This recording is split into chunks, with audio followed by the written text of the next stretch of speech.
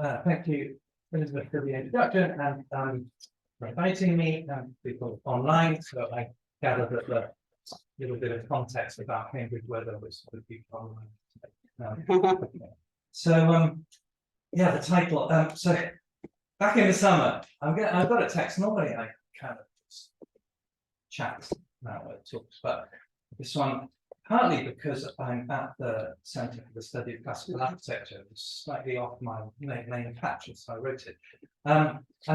So I was invited to give this talk, and I came up with this slightly simplistic. I think I took out Italian here, but I think Italian is in the program in the schedule. Slightly simplistic title, and I've sort of been struggling with it ever since. I've got a slightly ambiguous relationship to classical architecture and the question of style more in general. It was actually one of the issues in my PhD was, where are you talking about style? And even as it relates to the 15th and 16th centuries that obviously I've been working a certain amount on lately and in particular. In a more general way, like lots of my colleagues in the humanities, I've been thinking a bit about how you deal with All'antica, Renaissance, and broad ideas of the classical as they relate to the period in Italy 1400 to 1600 with respect to decolonial re-evaluation of entire fields. In short, if there's a perceived need to decolonize classical studies, should it be ancient world studies, how does that impact the study of the classical tradition in architecture? And are there plausible lines of separation between the diverse deployments of the classical at different time periods? So while Salvatore Settis has helpfully written about the future of the classical, tracing a chronology that is implicated in the construction and underpinning of ideologies through sculpture and architecture from the 1700s to the present, what happens if we push that thinking backwards to humanist revivals of the 15th century, for example? In a recently completed contribution to the Cambridge Urban History of Europe, where I was asked quite last minute to write about Italian Renaissance cities and my 2020 street life, I adopted a comparative approach that spans across a couple of centuries and as much as I could of the Italian peninsula, though I definitely accept that I didn't go enough south, which remains a problem. My approach is more on how urban environments are shaped by spatial practices, so in other words, how people use spaces, than in the programmatic function of architecture. In the contemporary architectural theory terms, I have more sympathy for the urban designer Jan Gale's focus on spaces, so the life occurs in space and is to some extent contoured by buildings, than for the architectural monument as the starting point. And yet, of course, the period we're discussing is known for its many monuments, so it would be plain wrong to overlook these or suggest that architectural forms in the 15th century weren't inspired by growing study and emulation of largely Roman, and to an extent, Romanesque buildings. But from the point of view of how the built environment was perceived and commented on or experienced through everyday practices, as opposed to the specialist experiences channeled through the written texts of patrons, humanists, and other professionals. In what follows, I'll ask how and whether non-specialists notice this architecture of humans. So what's the problem? There's plenty of visual evidence that can be pulled together to make a good case that there was plenty of classical or all'antica building in the early Renaissance city. Obviously, think of urban scenes in the background of many paintings, or the purpose-made panels in Urbino, Baltimore, and Berlin, or the plans and designs in early treatises on architecture from the 15th century, but also actual buildings, including some larger-scale set pieces, such as the Palace of Urbino or the Piazza at Pienza, to name obvious examples. But, and I should say that many of the pictures are just sort of there as visual commentary that you can look at and should resonate with what I'm talking about. I'm not going to be stopping and talking specifically about many of them. But in the greater scheme of cities as a whole,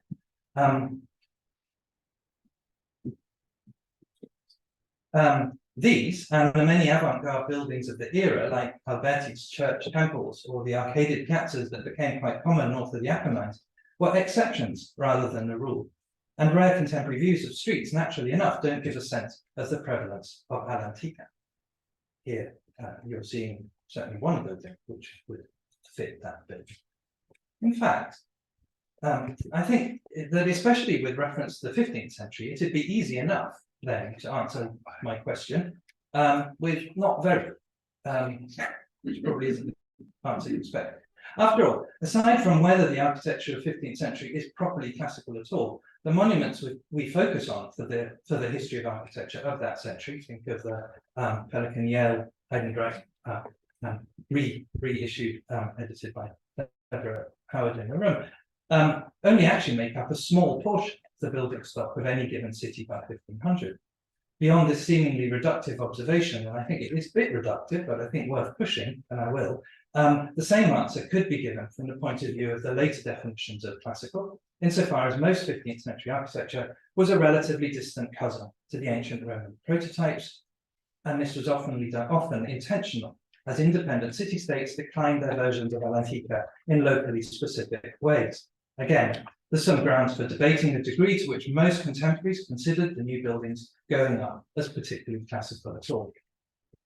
In many ways, these last broad points are what appeals to me about the 15th century, more than the following, the extent to which style is in flux. While there's unquestionably an elite discourse relating to humanism and the revival, if not renaissance, of various branches of ancient learning, above all textual, but also, of course, architectural, this hasn't been pinned down to any hard and fast set of rules or practices.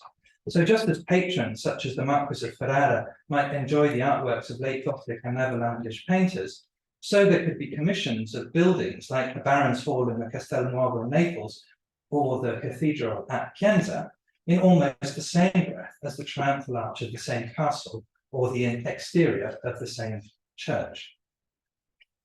Indeed, Christine Smith has spoken of the architectural eclecticism displayed in Pius II's micro-city of Pienza through the prism of the rhetorical trope of varietas, expressed both in terms of the variety of building types, cathedral, noble palace, city hall, carpenter's residence, co-housing fortifications, and the forms that they adopted, which vary from Florentine and Roman forms of Al-Antica to an updated Tuscan medieval town hall, the Gothic cathedral, and its interior, as well as the way that visitors encountered them. Sorry.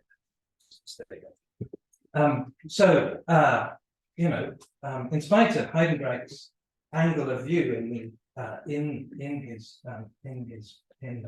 the survey book, Pienza is not best experienced from a quasi-impossible perspectival viewpoint on access to the cathedral at the bottom right of both the plan and the slide, essentially between the town hall and the town, but from along its sinuous main street, from which the various elements of the diminutive ideal city reveal themselves by stages.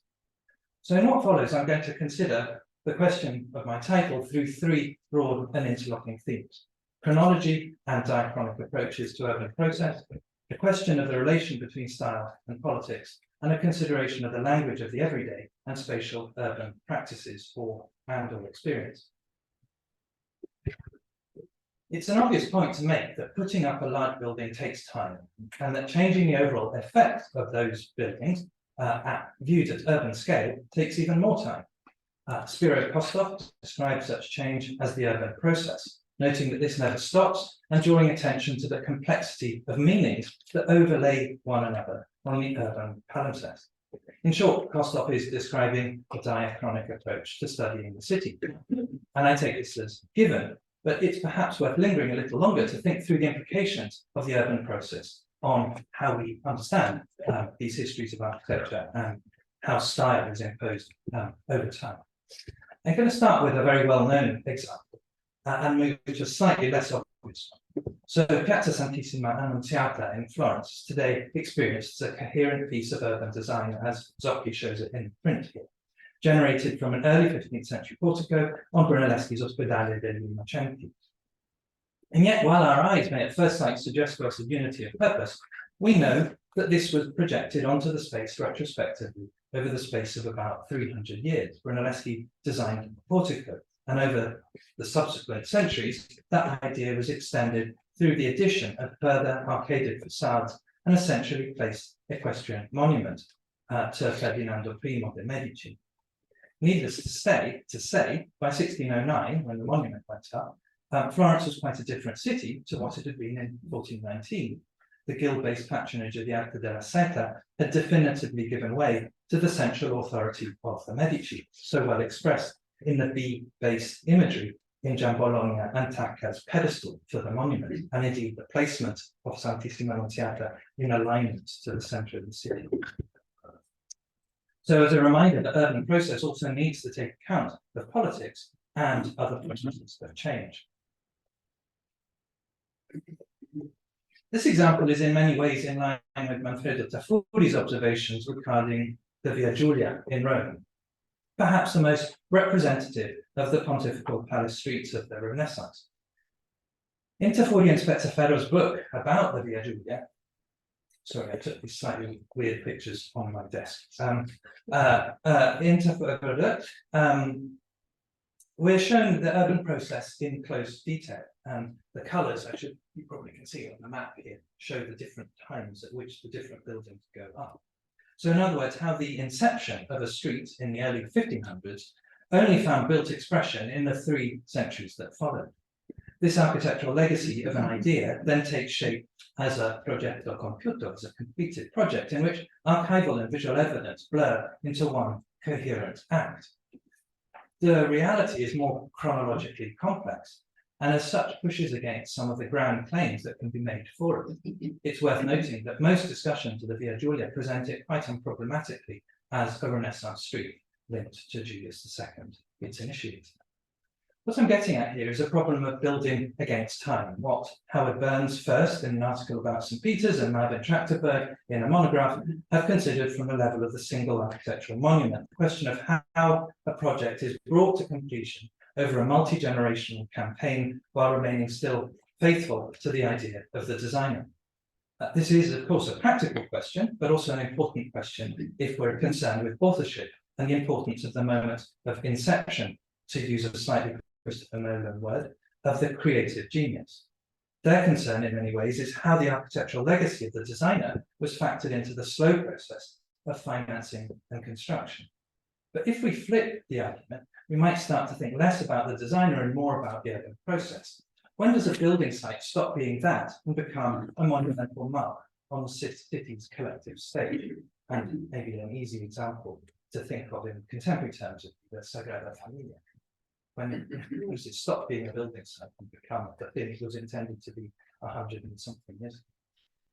So if we think about the urban or even regional scale of this challenge, then we start to see the problems of chronology for the urban process.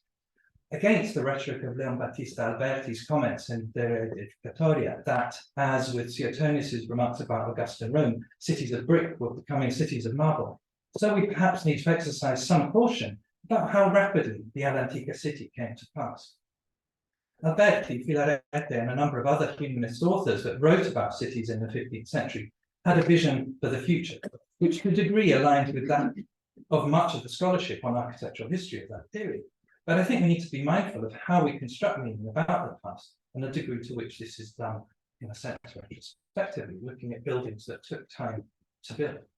It's almost written into the subject under investigation that if we're looking at the adoption of classical forms in the post-antique period, we're probably interested in identifying when the phenomenon began. Although it's quite a long tradition, there is, of course, a long tradition of problematizing that idea of rebirth of the classical past that's supposed to have occurred at the particular point that I'm talking about, in the 15th century, in particular Italian centres. From the 16th century in Italy, it's possible, of course, to note the convergence of urban theory and architectural style around such features as the Roman grid, the axial layout, and built forms derived from actual Roman precedents. Much more often than not, such convergence was brought about as an expression of the authority of groups and elites, and this is just a random chosen example, but quite nice for the ad serio allusion of the Roma Quanta Fuit inscription on the theatre and from the frontispiece. A clear case can be made for the 16th century as a relatively coordinated process of urban and architectural change based on classical models that were gradually becoming more tightly codified. In Italy first, and spreading by various means across Europe, and from there through colonial trade routes far more widely. And I definitely don't want to get into the whys and hows of the later stages of this process today. But I think it is more difficult to make a claim of this sort for the Quattrocento. There remains a dominant narrative of the Renaissance that is predicated precisely on the assumption that there was some sort of evolutionary process at work that led to the stylistic hegemony of classicism, much in the same way as we might say as the processes at work for the development of naturalism or perspective in painting. While it's evident that there are genealogies of architectural thought and practice that make it possible to connect the developments of the 16th century to the preceding century, I'm interested in thinking about how the degree to which the emergent preference for all'antica among intellectual, professional, and patronage elites was at odds with the dominant modes of building, city management, and indeed everyday reception of architecture. Of course, the situation isn't so simple. It's not polarized either or. It's more gradual. And of course, all of the previous scholarship on the humanist scholars, on the architect applies. I'm just looking in a way at how this is read in a sense, at the urban day-to-day. So how might such an approach alter how we think about the city as a whole? I'm going to close this section by briefly mentioning the very recently published book and remarkable dataset created by Gianluca Belli and others at the University of Florence. They've created an incredibly precise digital map of the city in 1832, drawn up from the post-Napoleonic tax registers and urban survey. While of course the map is an important historical record of the city prior to the many changes of the later 19th century and through the 20th, which are the main moments of change in Florence, and I need to list off all the things that happened there. What's perhaps most startling and illuminating in their work is the claim that as well as being a record that connects the present back to 200 years and so therefore is useful also for conservation purposes today, it's equally valuable as a source for going backwards to the early modern period when much of the city's buildings, monumental and non, came into being. So it's kind of quite an interesting project in this kind of chronological complexity that I'm talking about.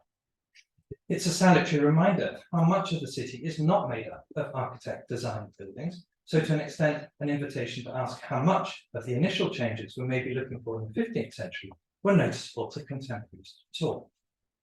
For me, it's also a provocative glimpse of how the regressive method, as it might be applied to urban history, works. Mark Bloch's idea that we wind the spool of the camera film backwards, and in so doing, invest our concerns onto how we see and interpret the traces of the past. And of course, I realize that that's also what I'm doing. I'm looking for a slightly different version of how we read the Renaissance for the 15th century in particular. So far,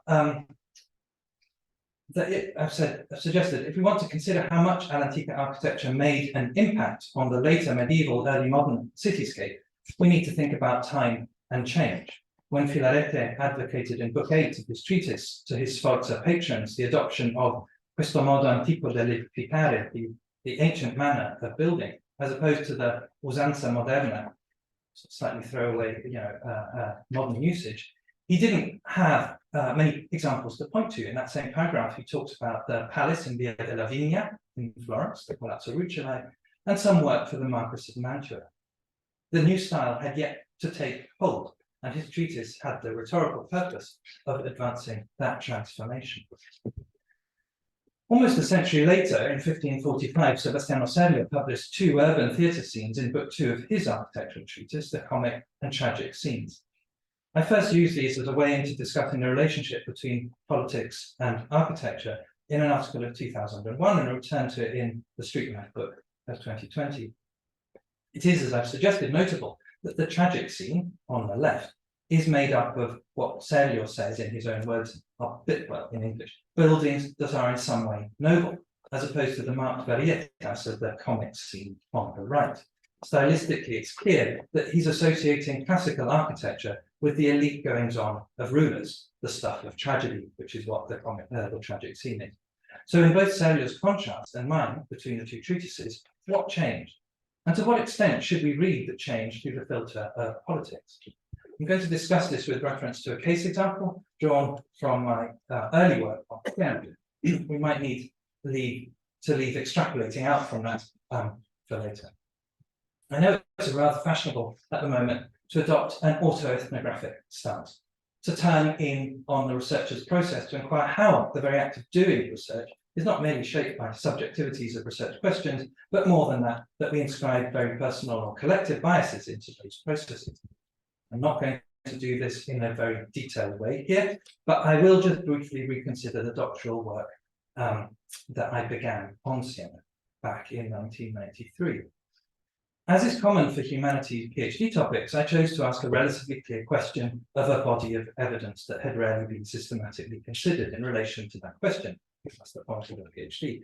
In my case, this was to do with Siena's proximity to Florence, just down the road, the Renaissance metropole, and the apparent limited adoption of its stylistic innovation in architecture, urban design, and indeed painted architecture.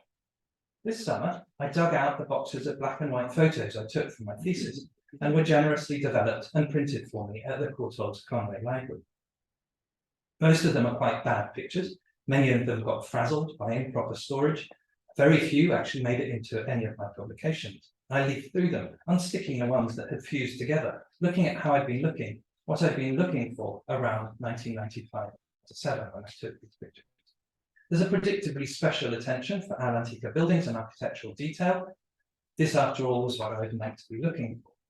There remains a dominant narrative of the Renaissance that is, sorry, go on the lip, I'll be here what you're looking for is what I was supposed to say. Then there are a large number of photographs of relatively undistinguished buildings. Most of them brick built, often with stone detailing around the windows or for string courses. Some have round arches for the opening, doors and have windows. Others retain the late Gothic acute arches.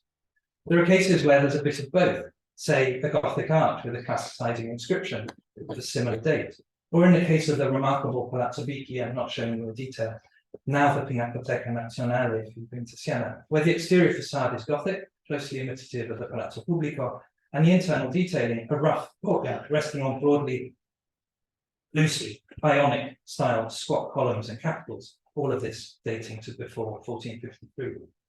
There's very little of the pre-1420s architecture, as this wasn't what I was interested in tracing, and anyhow, the Conway had pictures already, mostly taken by Tim Benton, of those monuments.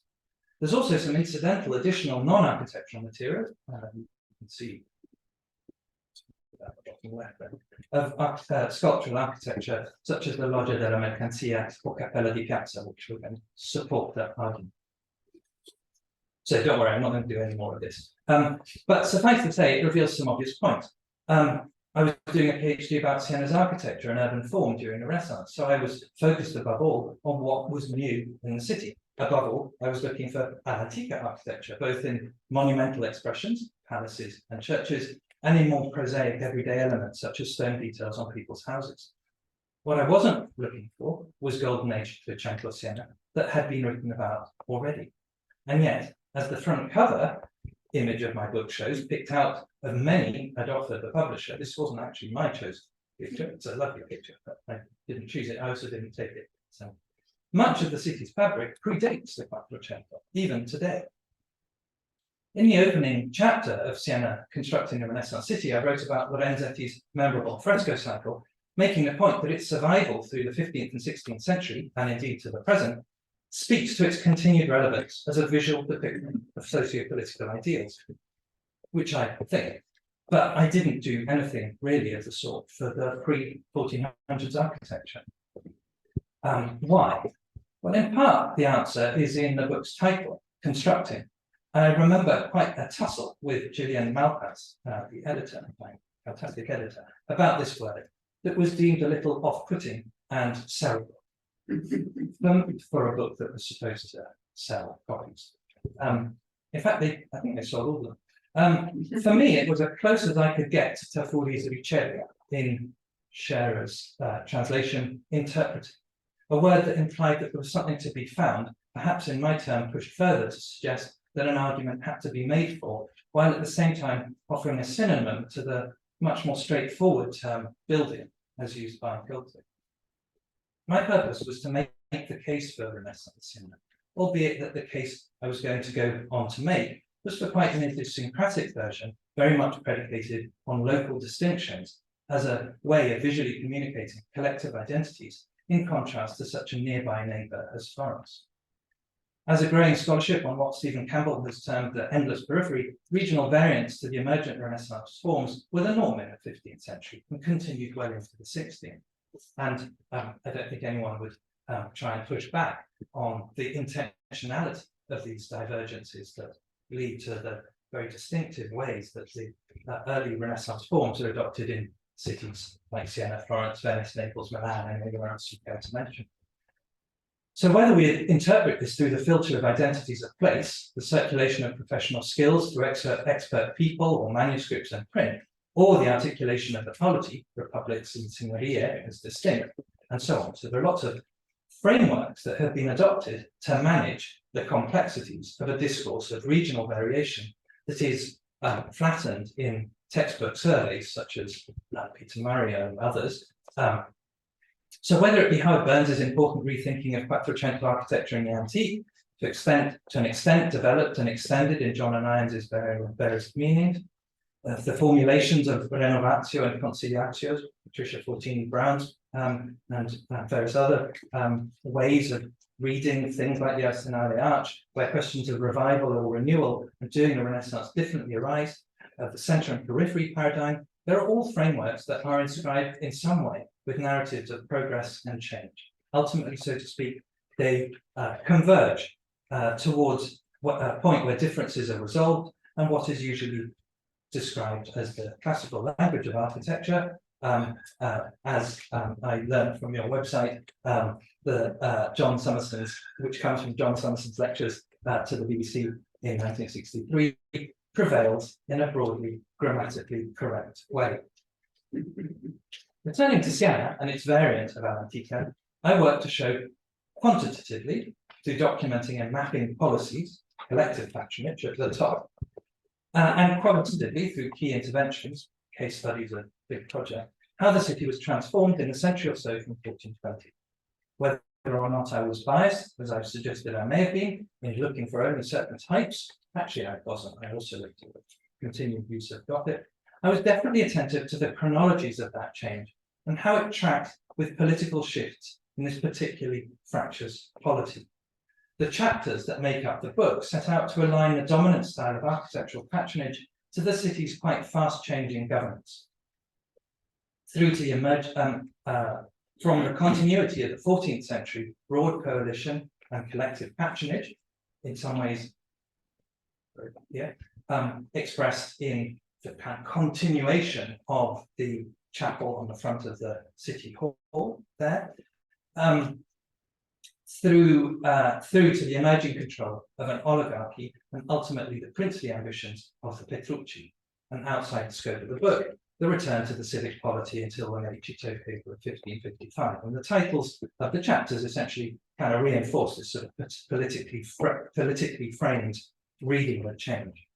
So somewhat in line with several scenes that I started with, I suggested that the varietas of the Republic morphed towards colonnaded classical screens that would obscure the city hall and reorient the viewer towards the Petrucci Palace, which is what's going on with the classical arcades and the plan of the Piazza del Campo at the top left of this page. This, in Tafurian terms, is a progetto mancato, that is, a project that never got built, but the idea is interesting in and of itself, the idea of screening the city hall with a classical arcade. But again, to reference Tafuri, and I've ended up probably talking about Tafuri more than I was expecting, the Siena book's thesis sought to apply the observation that I still find really interesting, not on my own, that non c'è critica solo storia, there is no criticism, only history, when Tafuri moved into his historical phase of research. That is, that style, the stuff of critics, is everything to do with politics, the stuff of history. In the Street book, rather than pursue this slightly rigid approach to stylistic determinism, if you want to be critical, I proposed instead the framework derived from De Certo and Lefebvre of interlocking and often in tension top-down visions of urban design with everyday lived experiences. I think now I prefer this sort of complex coexistence, but a possible next step for this talk would be to think about when All'antica architecture acquired a set of meanings inextricably associated with the exercise of centralizing authority, and as such, post-antique classical architecture came to become fully associated with the semiotics of power. That's definitely for another time, and maybe for never. I've probably gone on quite enough already. I can see that I'm okay for time, but there is one third section. It's a shorter one. I have a shortcut. My main concern in this last section is to try to get a little closer to considering what cities meant to the people living in them, how their spatial practices, that is, how people moved around the prosaic everyday and the more exceptional ritual occasional, responded to built urban spaces. Given the subject of the talk, this favouring of the prosaic, which is definitely a key aspect of my own approach, is narrowed down further to consider the question of how and whether there was much of a response to the changing face of the city and to this avant-garde all'antica buildings that we would have been beginning to dot the landscape. This is in part, I think, where I can say I've considered this at length in my book, because perhaps the main point of Street Life was to counterbalance the institutional consideration of urban scale change with attention to the agency of individuals and groups, with reference to how spaces were inhabited and at times contested. To keep things simple, to make the argument, so to speak, I'm going to discuss how observations, if there were any, of this sort left a trace in the written sources. After all, much of the our contemporary understanding of the importance of the growing taste for all'antica is shaped by written sources, by patrons, humanists, and other professionals, such as architects. But, to be a bit flippant, this is a bit like only looking at architectural magazines in the RIBA shop to have an understanding of how people today perceive architectural discourse and the prevalence of high-tech or environmental design. What about the wider written word? Aside from the productive metaphor linking language and architecture, what are the actual words used to talk about buildings in the 15th century and into the 16th century? And to what extent is our concern with a classical language also a preoccupation in contemporary discourse?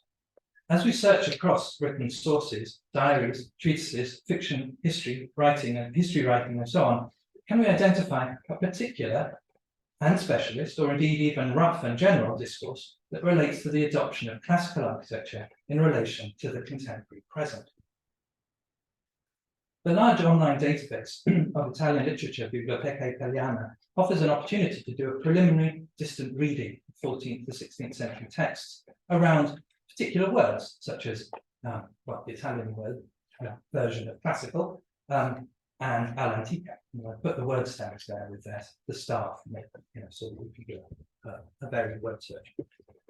I can't pretend to have done this in any systematic way. I think a kind of more thorough distant reading would, I think, perhaps reward further search to support or disagree with this provocation.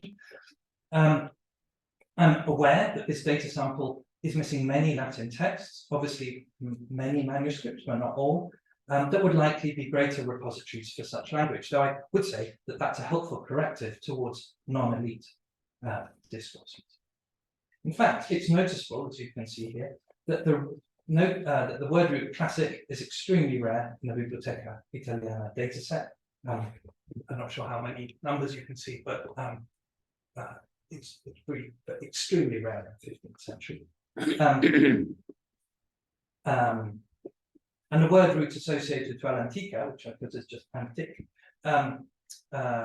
is obviously more. Howard Burns and others, including throughout this talk, have tended to favour this terminology for talking about 15th century elements. And the term is used by the architect author, as I've already said, Filarete, Antonio Avellino. Here you can actually see in the middle there's a treatise with a number of occurrences, and you can see that almost all the major occurrences actually are in Filarete from the ruler bar down the side, which shows you the numbers of occurrences in any century. So he's a big user of the term. And obviously he's a big user of it because he really plugins the preference for this style, as I've already said. So, for example, in the preface to book 8 of his manuscript, he writes what you can see on the screen here. So he's praising Brunelleschi for the revival in Florence of this ancient mode of building. Again, in book 16, he comments about the superiority of antico as a way of building as compared to moderno as a direct stylistic comparison. Software. But Filaretti's long manuscript treatise is not the place to look for the everyday experience, nor in fact are the writings of humanists and scholars. Much has been made of Machiavelli's penchant for dressing up in a toga at the end of a busy day at work so as to consort with the ancients, which perhaps give an insight into the rarefied world of classical learning, not unlike Petrarch writing letters to Cicero. A nice corrective to these, and this is my last well-known person, Francesco Guicciardini's frustrated exclamations, I think, they're reading out, how much they deceive themselves, who with every word have recourse to the Romans. They should have a city conditioned as theirs were, and then govern themselves according to that example, which to those who have the disproportionate qualities is as disproportionate as it would be to want a donkey to run like a horse. So obviously we talk about politics primarily, it's not talking about architecture. So aside from these opposing positions, a rapid review of the diaries, and I did this, but I'm afraid I didn't gather screenshots as I was going, of Florentines Francesco Guicciardini, Giovanni di Paolo Morelli, Bonacorso Pitti, Bernardo Guicciardini, reveals no architectural reflection on the words antico, classico, never used at all, nor any architectural knowledge in the use of words like colonna, capitello, palagio, so column, capital, palace. The almost total absence of reference to architecture and style in non-specialist sources is cause enough to ask how attentive were everyday users to spaces that they inhabited. Even Luca Landucci, who famously had a shop on the corner of the building site of Palazzo Strozzi, refers mostly to noise, size, and the construction process. He was very interested in materials arrived. There are no words relating to style. There is mention of building elements, such as bozze, blocks of stone, and cornices, which was very big.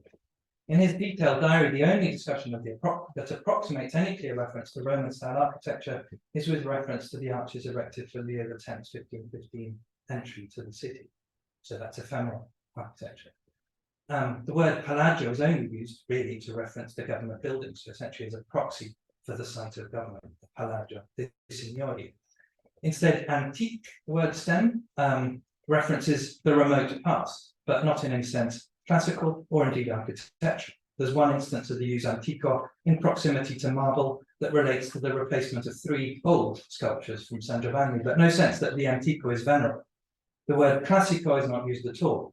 But then, as you can see from the Crusca excerpt there on the left, that's the Italian dictionary, that isn't at all surprising, as the word classico only enters the dictionary in its 4th edition of 1729, which you see the snapshot of there, and has no architecture references. Which is to say, and I appreciate this as being very abbreviated. Last night we had a conversation about how long this talk should be, and I did a bit cussing maybe. And I appreciate, I don't think I'm doing justice to this particular strand of inquiry, but I have played around quite a lot with this sort of data set. The discussion of the contemporary urban fabric does not seem to have been much concerned with all'antica innovations outside of specialist writing. The word on the street was not especially alert to the revival of antiquity, and it's not evident that everyday spatial practices took much note of what ancient buildings looked like. And I'm sure that I will be contradicted, and that there are many places that I should have looked, but I just really try to make the point that we can read things in slightly different way. So I'm sure, as I said, that I will probably have gone against some people's reading of the period, some of the evidence as well, and so I'm obviously willing to be corrected. But obviously what I've gone about saying today, to my question, how classical was the early Renaissance Italian city, I've probably said not very much at all. I'm quite aware that it would perhaps have been more sensible to have suggested the opposite. But there is, I think, an interesting question at the heart of my resistance to this I don't think obvious, but this answer, that yes, that it was very classical art. To an extent, I think this is about answering a bigger question. That is, when a fringe, intellectual-led new way of building ceased to be experimental, and to an extent at least regionally eclectic, and started to coalesce into a recognizable set of features deployed consistently across multiple building types throughout Italy and then more widely. So in a way, to go back to the chronology, was there a tipping point when the process of building against time yielded results at urban, regional, and national scales? And looking then at the context for this, when did a new style become the style? And what was the political set of events, because I think the political set of events are key, that we might point to for the paradigm shift? And then finally to language, we might see at that point why the word stem classic was really so late to emerge, especially with reference to architecture. There are going to be various moments, points, events, and even longer processes that might usefully be singled out. For today, though, I've tried to put up some form of defense for the Quattrocento as a period still very much in flux, where the centuries-long effects of post-antique classical architecture as a vehicle for European power and expansionism had not yet been formulated.